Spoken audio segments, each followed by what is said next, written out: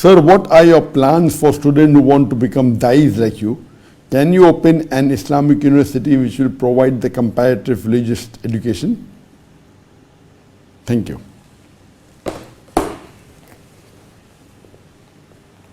As you may be aware that when I was in India, we had two schools, one in Bombay and one in Chennai, by the name of Islamic International School.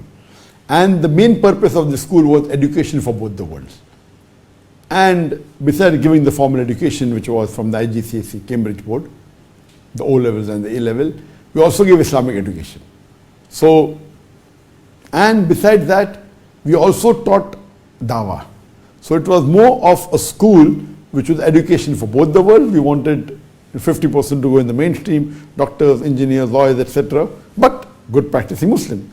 And the remaining 50%, not the low one, but the better 50%, wanted to become dais, they wanted to become teachers in the Islamic studies, and we wanted them to become alim. So we had this school, and this project was there, but it was very successful. It was one of the unique schools in the world where we taught Arabic as a language, and English was there. Arabic was there. From the age of 4 we teach public speaking English, and from the age of 6 we teach public speaking in Arabic. So this was a full-fledged school for education of both the worlds, this dunya as well as akhirah. So this was a school that we wanted to make the child from nursery at the tender age of 3, etc., to inculcate the correct values of Islam. And by the time they reach standard 7, we teach them comparative religion, we teach them about Hinduism, about Christianity, about Judaism, we teach them about rabbinic skills, and we teach them of comparative religion also. But when I had to do hijrah from India to Malaysia, we gave it to some people who we thought would run the school, but unfortunately, it is not the same. It has become more commercialized, and the quality has gone down, and people tell me it's about 10% of what it was before. So we had this project of an Islamic school, which was also meant for dais. Now coming to your question, do you have plans of opening an Islamic university so that, to create dais? Now you have to understand that after having experience of running the schools, we realized that when we concentrate on the children from young age, good dhyana control, but once he reaches his late teens and his early 20s, here if he is not properly guided, there are high chances that he can deviate. Vis-a-vis starting university, where a person who joins, he has seen the world, maybe at the age of 19, 20, after seeing the world, then decides to join a university. So I feel that the percentage of success in opening an Islamic university is far superior than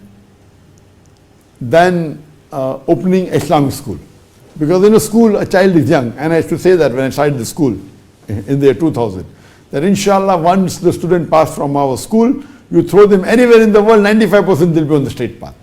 But when the first batch graduated or passed, there were about a total about 14 boys and a little lesser number of girls.